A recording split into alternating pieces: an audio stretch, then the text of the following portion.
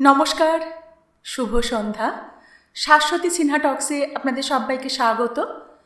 আপনারা শুনছেন অভিজ্ঞান গাঙ্গুলির একদা আর্যাবর্তের প্রথম অধ্যায় ইতি বিষ্ণুপ্রিয়া। আশা করি এই অল্প অল্প করে পড়া আপনাদের ভালো লাগছে, কারণ তার স্মৃতিতে থেকে যেতেও সুবিধা। তো চলুন পরবর্তী অংশ শুরু করি। কয়েক বছর অতিক্রান্ত হল। বিষ্ণুগুপ্ত এখন চাণক্য নামেই বেশি পরিচিত। চাণক্য টানা কয়েক মাসের বেশি কখনো আজকাল তক্ষশিলায় থাকে না, মাঝে মাঝেই কোথাও চলে যায়। তার পরিকল্পনার সমস্ত কথা সে শুধু বলে তার আচার্য ভদ্রভট্টকে। কিসের বা কারুর যেন খোঁজ করে বেড়ায় সে হন্যে হয়ে। আর সুভাষিনী, সে আচার্য ভদ্রভট্টর প্রবল আপত্তি সত্ত্বেও বৌদ্ধ ধর্মে দীক্ষিত হয়ে সন্ন্যাস গ্রহণ করেছে। বিষ্ণুগুপ্তর সঙ্গে সেদিনের পর থেকে তার আর কোনো দিন একান্তে কথা হয়নি। সুভাষিনীও চেষ্টা করেনি, কারণ সে জানে যে এই পীড়া তার একার নয়। যেভাবে এই বিরহে তার হৃদয় দগ্ধ হয়, সেভাবেই অপর প্রান্তের মানুষটার হৃদয়ও পীড়িত। সে সুভাষিনীর কাছে আসে না, কারণ সে ভয় পায় তার কাছে আসতে। সে ভয় পায় যে তার চোখে চোখ রাখলে সে বিচ্যুত হবে নিজের প্রতিজ্ঞা থেকে। সুভাষিনী নিজের ভবিতব্য মেনে নিয়েছে। তার কণ্ঠে শুধুই আজকাল বিরহের গান আসে, তার বীণায় বাজে বিরহের সুর। কিন্তু বিষ্ণুগুপ্ত তক্ষশিলায় থাকলে সুভাষিনী কখনো তার বীণা বাজায় না, কারণ সে জানে যে এই সুর শুনতে পেলে বিষ্ণু দুর্বল হবে, সে থাকতে পারবে না এবং চলে আসবে তার কাছে। সুভাষিনী চায় না নিজের ক্ষুদ্র স্বার্থের জন্যে বিষ্ণুগুপ্তর প্রতিজ্ঞা ভঙ্গ হোক। তাই যেসব রাত্রে চাণক্য বিশ্ববিদ্যালয়ে থাকে না, সেই সব রাত্রে নিভৃতে তার বীণায় বাজে বিষাদের সুর। কয়েক বছর পর একদিন বিষ্ণুগুপ্ত বিশ্ববিদ্যালয়ে ফিরলেন সঙ্গে এক কিশোরকে নিয়ে। সবাইকে বললেন যে মগধের পথে তিনি এই ছেলেটিকে পেয়েছেন। নিজের শিষ্য হিসেবে তাকে তক্ষশিলায় ভর্তি করিয়ে দেন। গভীর রাত অবধি তাকে পাঠ দিতেন বিষ্ণুগুপ্ত। ধীরে ধীরে আরও কয়েকজন ছাত্র এলো বিষ্ণুগুপ্তর ছত্রছায়ায়। সেই ছাত্রদের একান্তে প্রশিক্ষিত করতে শুরু করেন বিষ্ণুগুপ্ত। সুভাষিনী তার জ্যেষ্ঠর সূত্রে জানতে পেরেছিল যে বিষ্ণুগুপ্ত তার এই 6 শিষ্যকে গোপনে অস্ত্র শিক্ষা দিচ্ছেন। এছাড়াও যেসব বিশেষ পাঠ্যক্রম শুধুমাত্র রাজকুমারদের জন্য বরাদ্দ, সেই সমস্ত বিষয়ে নিজের শিষ্যদের শিক্ষিত করছেন বিষ্ণুগুপ্ত। সুভাষিনী বুদ্ধিমতী, বিষ্ণুগুপ্তর অভীষ্ট বুঝতে অসুবিধা হয় না তার। বিষ্ণুগুপ্ত মগধের আগামী সম্রাট হিসেবে প্রশিক্ষিত করছেন এই ছাত্রদের। আচার্য চাণক্য যখন দিনের বেলা নিজের আশ্রম প্রাঙ্গণে পাঠশালে পাঠ পড়াতেন, সে সময়ে সুভাষিনী মাঝে মাঝে অদূরে দাঁড়িয়ে তার পাঠ শুনত। বারবার মুগ্ধ হতো তার প্রিয় মানুষটির জ্ঞান ও প্রজ্ঞায়। নিজের নিয়তি তো সে মেনেই নিয়েছে। তার প্রিয় মানুষকে মাঝে মাঝে চোখের দেখা দেখে তার কণ্ঠ শুনেই না হয় বাকি জীবন কাটিয়ে দেবে সে। এটুকু থেকে অন্তত তাকে কেউ বঞ্চিত করতে পারবে না। এদিকে চাণক্যর গতিবিধি থেকে অনেকেরই মনে প্রশ্ন জেগেছে, কিন্তু বিশ্ববিদ্যালয়ে আচার্য চাণক্যর নাম ছাত্রদের মুখে মুখে ফেরে। তিনি নিঃসন্দেহেই বিশ্ববিদ্যালয়ের শ্রেষ্ঠ শিক্ষক। তাই তাকে নিয়ে প্রশ্ন করার সাহস কেউ করে না সাধারণত, শুধু একজন বাদে। বিশ্ববিদ্যালয়ের আরও এক বিখ্যাত ও পণ্ডিত শিক্ষক আচার্য শঙ্কমণি। ইনি সেই ছাত্র জীবন থেকে শুরু করে বর্তমানে কর্মক্ষেত্রেও আচার্য চাণক্যর প্রতিদ্বন্দ্বী। ঠিক যেমনভাবে অনেক ছাত্র চাণক্যর শিষ্যত্ব গ্রহণ করতে ইচ্ছুক থাকে, সেভাবেই আচার্য শঙ্কুমণির আশ্রমের সম্মুখেও প্রতি বছর তার শিষ্যত্ব গ্রহণ করতে ইচ্ছুক ছাত্রদের ভিড় জমে। কিন্তু আচার্য শঙ্কুমণি বুদ্ধিমান। তিনি বেছে বেছে শুধুমাত্র রাজকুমারদেরই স্থান দেন নিজের আশ্রমে। তিনি জানেন যে রাজাদের থেকে আনুকূল্য পাওয়ার ও নিজের উন্নতির সবচেয়ে সহজ মার্গ এইটাই। তার বক্র নাশার কারণে তার নামের অপভ্রংশ হয়ে ছাত্রমুখে তার পরিচিত নাম আচার্য শকুনি। অনেকেই মজা করে বলে গান্ধারে এক ছিল মহাভারতের শকুনি, আর এখন আছে আচার্য শকুনি। একদিন প্রধান আচার্যর কক্ষে প্রবেশ করতেই সুভাষিনীর কানে এলো আচার্য শঙ্কুমণির কথা। তিনি প্রধান আচার্যর সঙ্গে কথা বলছেন। আচার্য চাণক্য তো এই বিশ্ববিদ্যালয়েরই শিক্ষক, তবে তার বেলা বিদ্যালয়ের নিয়ম কেন শিথিল আচার্য? তিনি মাসের পর মাস বিদ্যালয় প্রাঙ্গণে উপস্থিত থাকেন না, কাউকে কিছু না বলে চলে যান। ছাত্রদের তো এতে পাঠের ক্ষতি হয় প্রধান আচার্য। ক্ষমা করবেন, কিন্তু আপনি নিজের প্রিয় ছাত্রকে বড্ড বেশি প্রশ্রয় দিচ্ছেন আচার্য, এবং সে আপনার প্রশ্রয়ের অযাচিত লাভ ওঠাচ্ছে। প্রধান আচার্য ভদ্রভট্ট মৃদু হেসে বললেন, বিনা অনুমতিতে তো সে যায় না, সে আমার অনুমতি নিয়েই যায়। আর ছাত্রদের কিন্তু এই নিয়ে কোনো অভিযোগ নেই। উল্লেখ্য যে বরাবরই তার আশ্রমের ছাত্ররাই সবচেয়ে ভালো ফলাফল করে পরীক্ষায়। আর যদি প্রশ্রয়ের প্রসঙ্গেই বলতে হয়, তবে তুমিও তো আমার অন্যতম প্রিয় ছাত্র শঙ্কু। আমি কিন্তু তোমাকেও যথেষ্ট প্রশ্রয় দিই। অনেকেই অভিযোগ করে যে তোমার পাঠশালায় রাজকুমারদের পক্ষপাতিত্ব করো। আমি তো সেই অভিযোগ তোমার হয়ে প্রতিহত করি। প্রধান আচার্য ভদ্রভট্টর সঙ্গে যুক্তিতে কুলিয়ে উঠতে পারা কঠিন বুঝতে পেরে এবার সম্পূর্ণ অন্য বিষয়ে অভিযোগ করার চেষ্টা করল আচার্য শঙ্কুমণি। বেশ, মেনে নিচ্ছি যে তাকে নিয়ে ছাত্রদের মধ্যে কোনো অসন্তোষ নেই, কিন্তু তার গতিবিধি বড়ই সন্দেহজনক। তার কাজকর্ম নিয়ে অনেকেরই মনে প্রশ্ন জাগছে আচার্য। চাণক্য একাধিক রাজকুমার সহ বহু ছাত্রকে নিজের শিষ্য হিসেবে গ্রহণ করতে অস্বীকার করেছে। কিছু ক্ষেত্রে তো কয়েকজন রাজার অনুরোধও সে প্রত্যাখ্যান করেছে। তার 6 শিষ্যদের নিয়ে সে সারা দিন রাত এত কি সলা পরামর্শে মেতে থাকে সর্বদা। এত কিসের গোপনীয়তা তাদের মধ্যে? আমি শুনেছি তাদের গোপনে অস্ত্র ও অশ্বারোহণের প্রশিক্ষণ দেওয়া হয়। এইসবের কারণ কি? ভদ্রভট্ট উত্তর দিলেন, তুমি তো জানোই যে কোন আচার্য কোন ছাত্রকে নিজের শিষ্য বানাবে বা কাকে প্রত্যাখ্যান করবে সেটা সম্পূর্ণ তার ব্যক্তিগত ব্যাপার। এই ক্ষেত্রে বিশ্ববিদ্যালয়ে হস্তক্ষেপ করে না। ঠিক যেমন তোমার শিষ্য বেছে নেওয়ার ক্ষেত্রেও আমি হস্তক্ষেপ করি না। সেই শিষ্যদের কি কি প্রকার শিক্ষা দেওয়া হবে সেটাও সম্পূর্ণভাবেই ছাত্র ও তার গুরুর ইচ্ছার উপর নির্ভর করে। এই ক্ষেত্রেও কোনো নিয়মের উল্লঙ্ঘন তো হচ্ছে না। অন্য ছাত্রদের পাঠ্যক্রম অবহেলা না করে কেউ যদি বিশেষ কোনো ছাত্রকে কিছু বেশি শিক্ষা প্রদান করে, তবে এতে আপত্তির কি থাকতে পারে? আচার্য শঙ্কুমণি কিছুক্ষণ চুপ করে থেকে তার শেষ অস্ত্রটা প্রয়োগ করল। বেশ, কিন্তু আপনি কি জানেন যে আচার্য চাণক্য বিশ্ববিদ্যালয়ের সীমানার বাইরে একটা আশ্রম প্রতিষ্ঠা করেছে এবং সেখানে সে বেশ কিছু কিশোরী ও বালিকাকে এনে জড়ো করেছে। তাদেরও সে যুদ্ধকলার প্রশিক্ষণ দেওয়াচ্ছে বলে সংবাদ আমার কানে এসেছে। কক্ষের দ্বারের বাইরে দাঁড়িয়ে থাকা সুভাষিনী কথাটা শুনে চমকালো। এ সংবাদ তারও জানা ছিল না, অথচ আচার্য শকুনি জেনেছে। এই লোকটি বিপজ্জনক। বিষ্ণুগুপ্তর উচিত এর থেকে সাবধানে থাকা।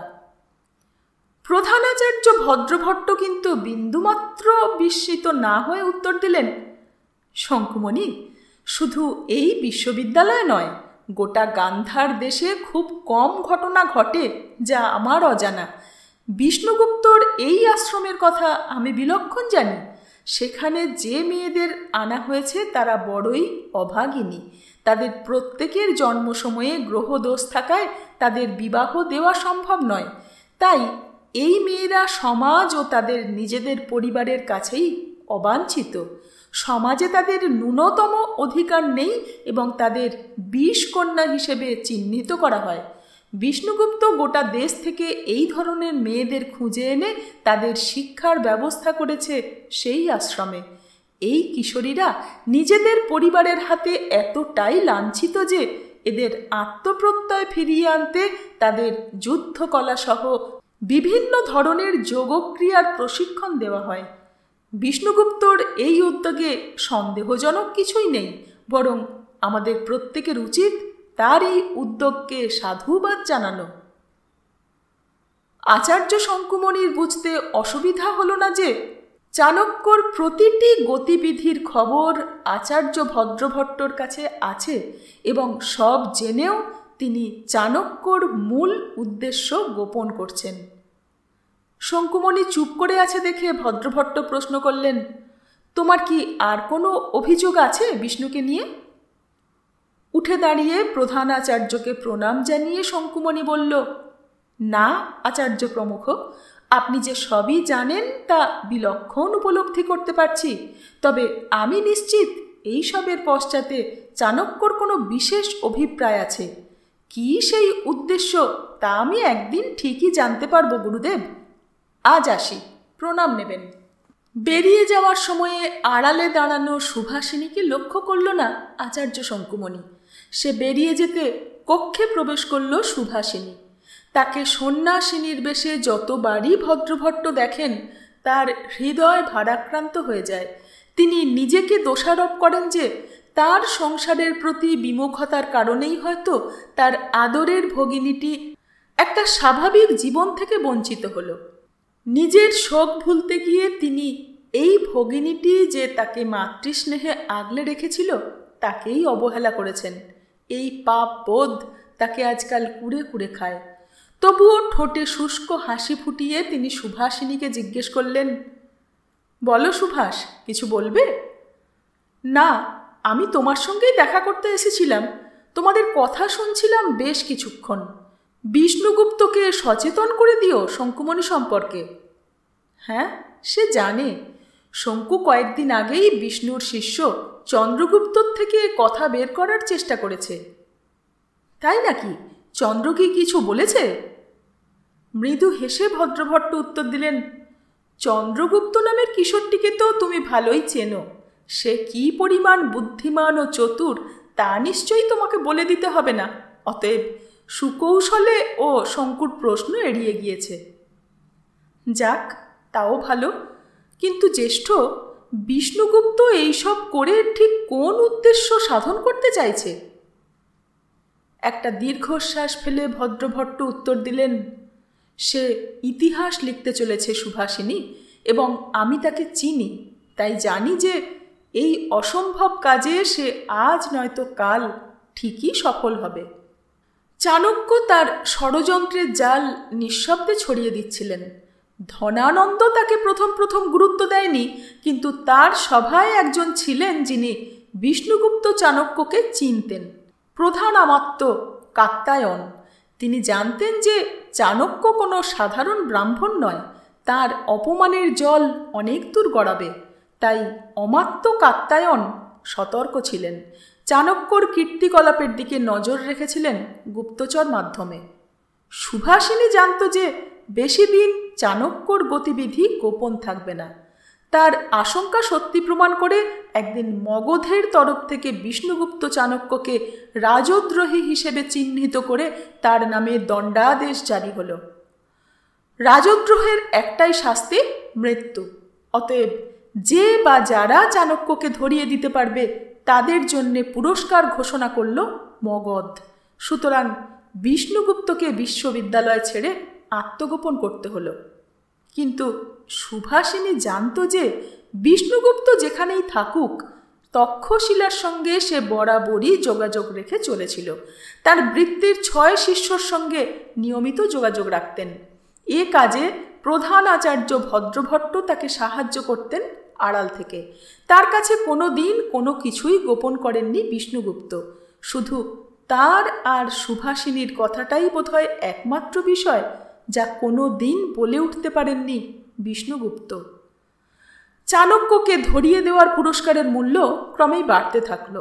গোটা মগধে যেখানেই বিদ্রোহ হয় বা যখনই কোনো ছোট জনপদের রাজা পাটলিপুত্র আক্রমণ করে, তার নেপথ্যে একজনেরই নাম উঠে আসে, চাণক্য। কিন্তু তার সমস্ত ষড়যন্ত্র ও আঘাত প্রতিহত করে চাণক্যর পথে এক প্রাচীর হয়ে দাঁড়িয়েছিল ধনানন্দর প্রধানমন্ত্রী অমাত্য কাত্যায়ন, যিনি ইতিমধ্যে লোকমুখে পরিচিত হয়েছেন অমাত্য রাক্ষস নামে। বিষ্ণুগুপ্তর শত্রু কিন্তু শুধু বিশ্ববিদ্যালয়ের বাইরেই ছিল না, বিশ্ববিদ্যালয়ের ভেতরেও একজন ছিলেন যিনি তাকে ধরিয়ে দিতে কোমর বেঁধে লেগেছিলেন, আচার্য শকুনি। তিনি বহুবার চেষ্টা করেছেন চাণক্যর শিষ্যদের মাধ্যমে চাণক্য অবধি পৌঁছতে। সুভাষিনী জানে শঙ্কুমণি অত্যন্ত বুদ্ধিমান এবং ধূর্ত। সে বুঝতে পারছিল যে এভাবে বেশি দিন চললে আজ নয়তো কাল ঠিকই বিষ্ণুগুপ্তর নাগাল পেয়ে যাবেন আচার্য শকুনি। কে বলতে পারে, হয়তো তিনি ইতিমধ্যে পেয়েও গিয়েছেন। তিনি অপেক্ষা করছেন পুরস্কারের স্বর্ণমুদ্রার পরিমাণ আরও বাড়ার। সঠিক সময়ে তিনি বিষ্ণুগুপ্তর সন্ধান পৌঁছে দেবেন অমাত্য রাক্ষসের কাছে। একদিন সুভাষিনীর কাছে চাণক্যর শিষ্য চন্দ্রগুপ্ত এসে যা বলল, তাতে সুভাষিনীর মনের দুশ্চিন্তা আরও বাড়ল। চন্দ্রগুপ্ত জানালো, আগের দিন আচার্য শকুনি তাদের সরাসরি বলেছেন, তোমাদের গুরু নিজেকে খুব বুদ্ধিমান মনে করে, তাই না চন্দ্রগুপ্ত? তোমরা মনে করো আমি জানি না যে তোমাদের কাছে নিয়মিত পত্র আসে জনৈক কৌটিল্য নামের এক ব্যক্তির থেকে? এই কৌটিল্যই যে আসলে চাণক্য তা আমি জানি। তোমাদের গুরুকে বলে দিও যে আমার চোখে ধুলো দেওয়া সহজ নয়। চন্দ্রগুপ্তর মুখে কথা শুনে বুক কেঁপে উঠল সুভাষিনীর। সে তৎক্ষণাৎ ছুটে গেল প্রধান আচার্য ভদ্রভট্টর নিকটে। সব শুনে চিন্তিত হয়ে পড়লেন ভদ্রভট্ট।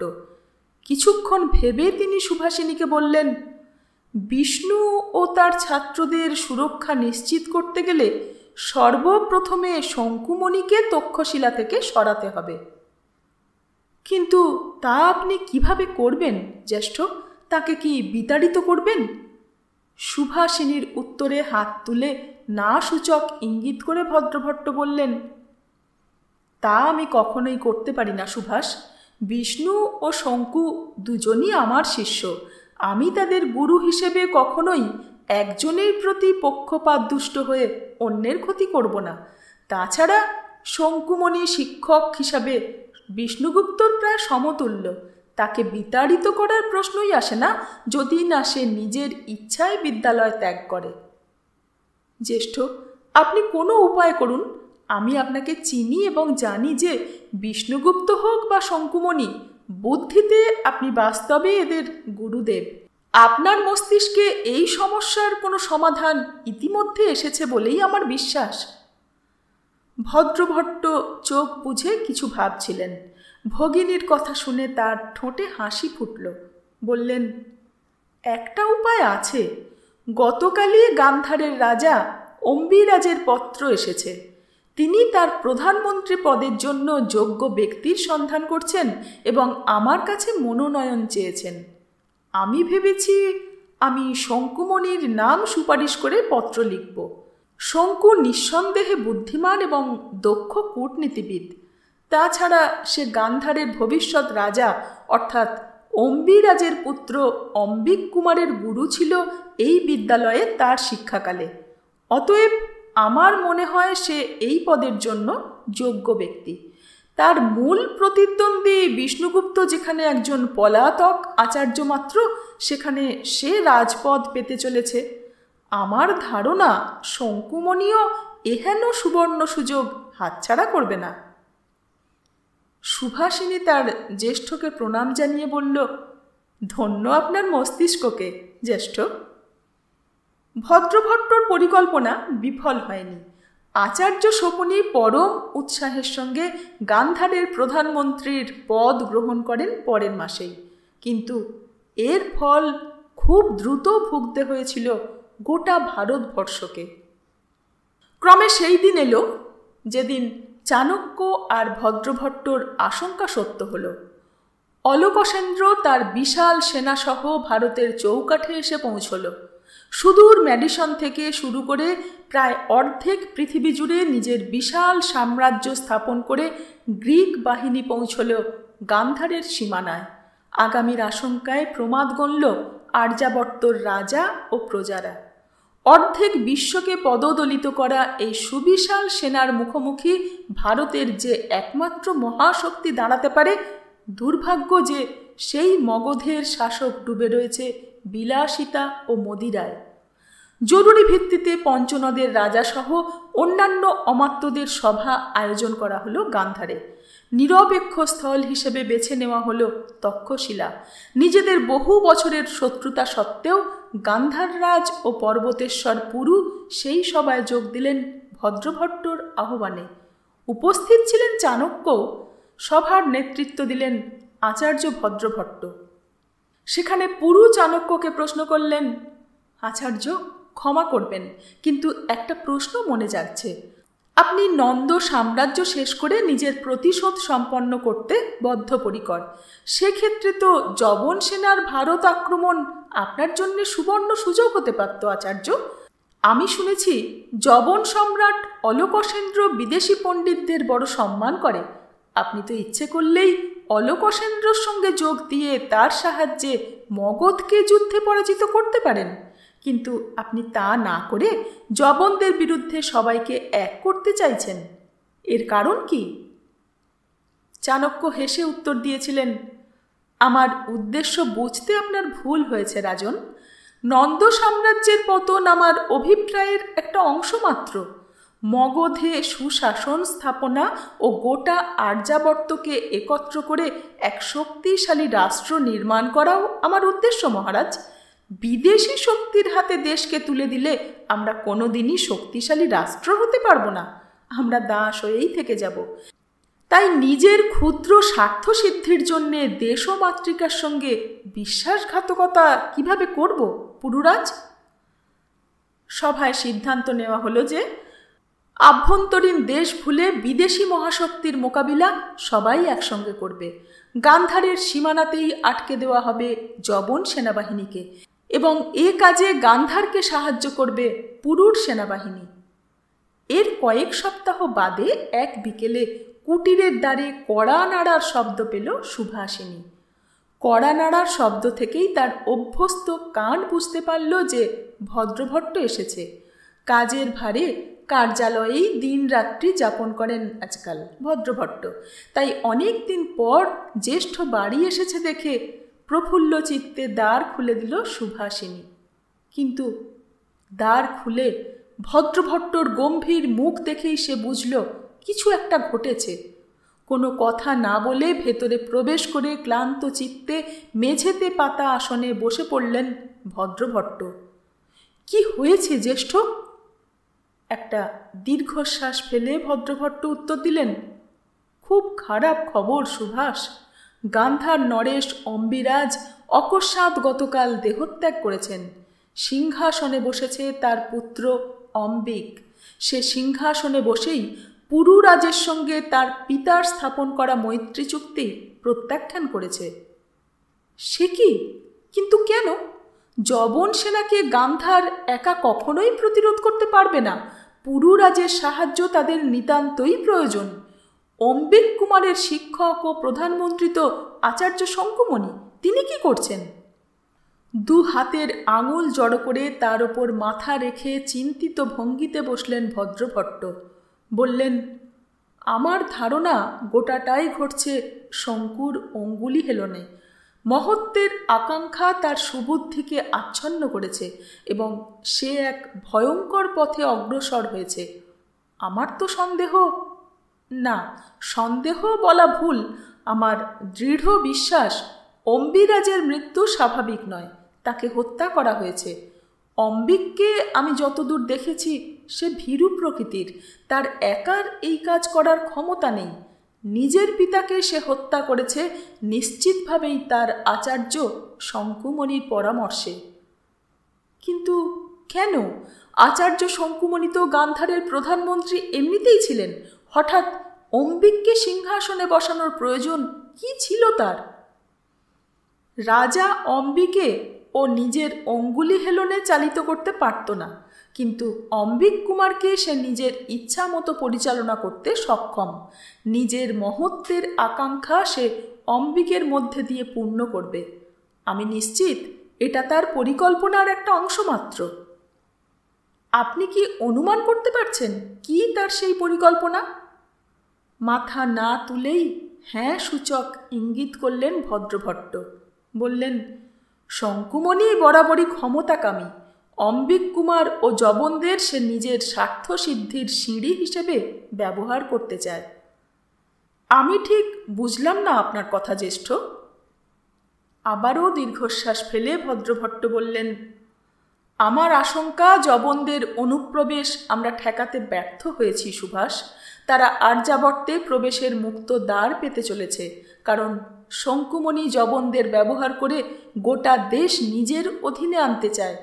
যে পথে বিষ্ণুগুপ্ত যেতে অস্বীকার করেছে দেশের স্বার্থে, শঙ্কুমণি ঠিক সেই পথেই অগ্রসর হয়েছে স্বস্বার্থ সিদ্ধির উদ্দেশ্যে। ঈশ্বরের কাছে প্রার্থনা করো যেন আমার এই আশঙ্কা ভুল প্রমাণিত হয়। আচার্য ভদ্রভট্টর আশঙ্কা ভুল প্রমাণিত হয়নি। অম্বিক সিংহাসনে বসার কয়েকদিনের মধ্যেই অলোকসেন্দ্রর কাছে তার সন্ধি প্রস্তাব নিয়ে হাজির হয় গান্ধারের দূত। তাতে জানানো হয় যে আর্যাবর্ত আক্রমণে সম্রাট অলোকসেন্দ্রকে সব রকমের সাহায্য করতে প্রস্তুত গান্ধার।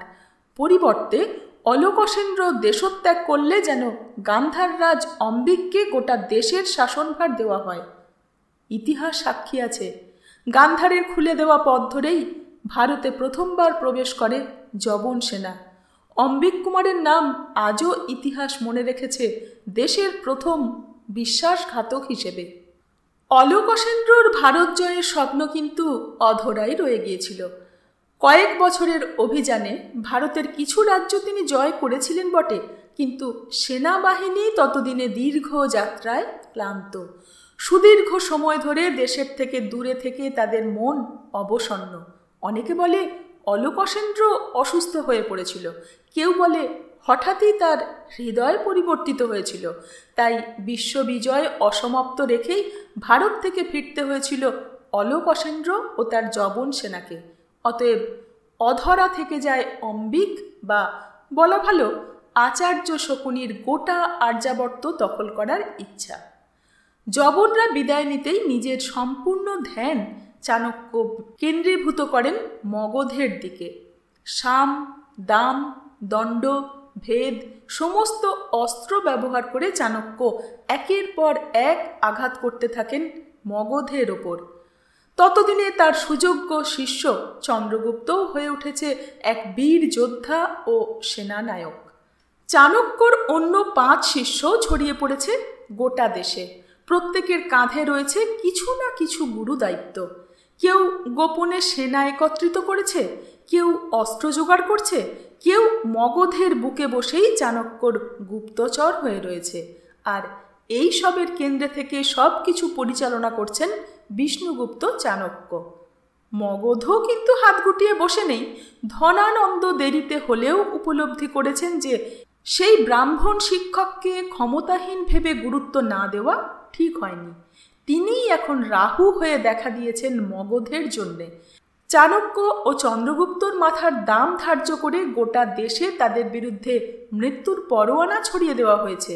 নিজের সমস্ত বুদ্ধি ও মগধের সেনাবল ব্যবহার করে চাণক্য ও চন্দ্রগুপ্তর বিরুদ্ধে দাঁতে দাঁত চেপে যুদ্ধ করে চলেছেন অমাত্য রাক্ষস কাত্যায়ন। কাত্যায়ন বুদ্ধিমান।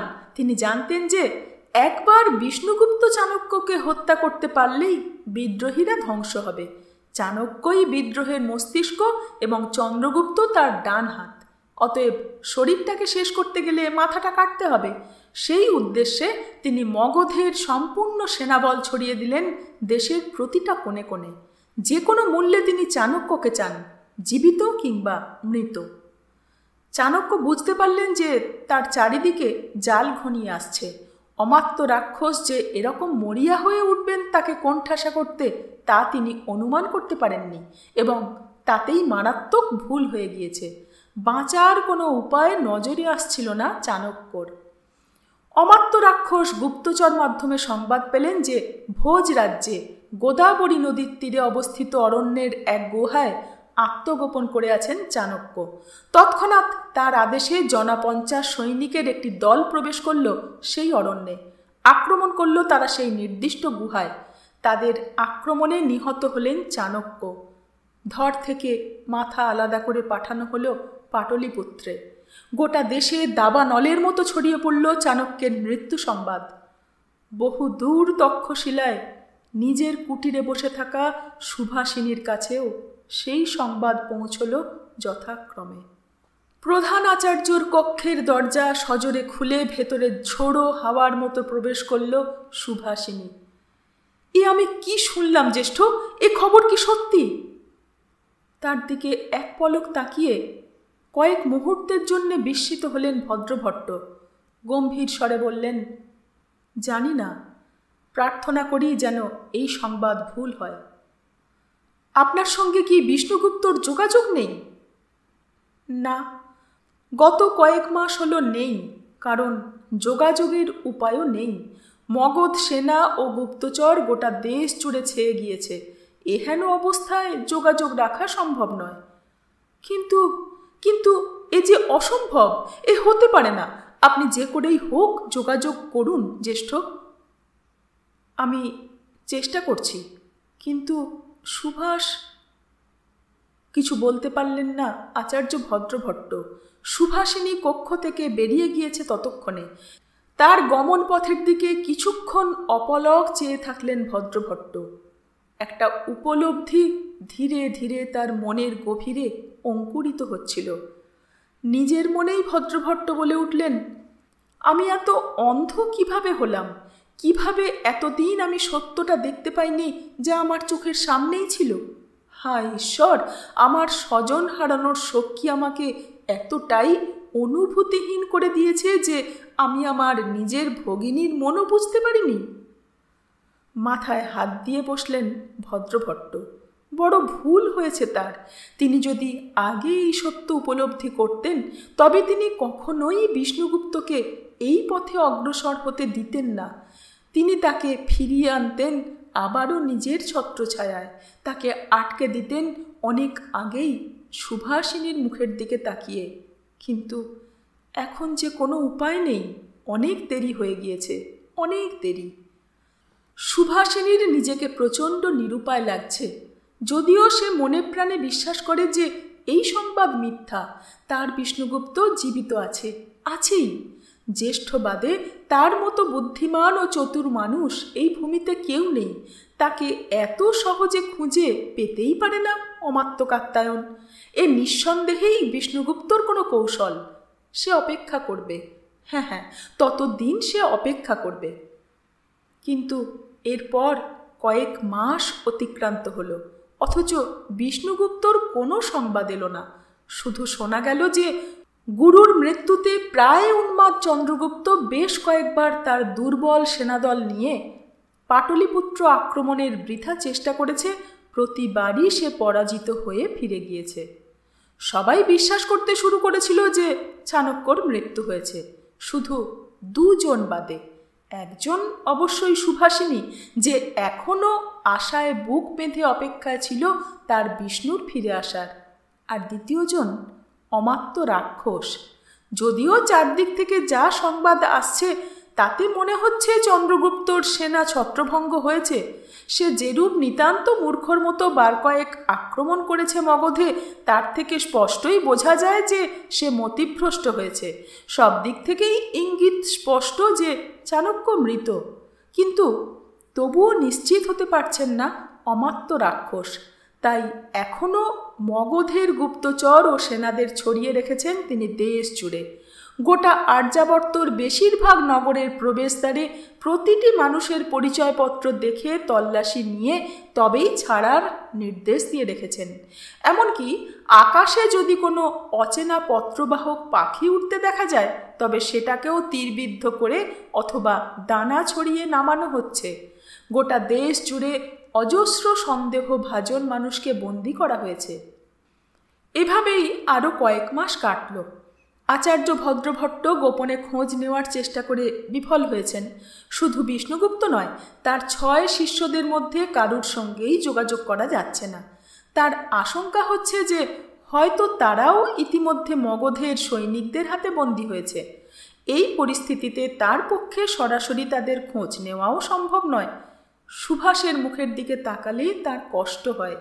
বিশ্ববিদ্যালয়ের কাজের বাইরের বাকি সময়টুকু ভদ্রভট্ট শুধু চাণক্যকে নিয়েই দুশ্চিন্তা করে কাটান। এদিকে সুভাষিনী এতদিন শুধুই অপেক্ষা করে চলেছে। রোজই একবার করে তার জ্যেষ্ঠর কাছে যায় বিষ্ণুগুপ্তর কোনো সংবাদ আছে কিনা জানতে। প্রতিবারই তাকে নিরাশ হয়ে ফিরতে হয়। চারিদিক থেকে শুধুই দুঃসংবাদ আসছে। একদিন সুভাষিনীর ধৈর্যের বাঁধ ভাঙল। সে ভদ্রভট্টর কাছে গিয়ে বলল, জ্যেষ্ঠ, আপনার দুটি পায়ে পড়ি, কিন্তু আমি যে আর সহ্য করতে পারছি না। আজ 10 মাস 22 দিন হলো বিষ্ণুগুপ্তর কোনো সংবাদ নেই। অন্তত সে বেঁচে আছে এইটুকু জানতে পারলেই আমি শান্তি পাব। দয়া করুন আমার ওপর, আপনি যে কোনো মূল্যে আমায় সংবাদ তার এনে দিন। আদরের ভগিনীর কথা ফেলতে পারলেন না আচার্য ভদ্রভট্ট। ভদ্রভট্ট জানেন যে সমস্ত গোপন সংবাদ আদান প্রদান ও চাণক্যর গুপ্তচরদের নিয়ন্ত্রণের দায়িত্বে থাকে তার শিষ্য জীবসিদ্ধি। তাই অনেকটা ঝুঁকি আছে জেনেও তিনি কোনো নাম উল্লেখ না করে একটি পত্র প্রেরণ করলেন চাণক্যর শিষ্য জীবসিদ্ধির উদ্দেশ্যে। আজ এই পর্যন্তই থাক। দেখা যাক চাণক্য জীবিত কিংবা মৃত। জানতে হলে অবশ্যই পরের অংশ শুনতে হবে। সঙ্গে থাকবেন। ধন্যবাদ।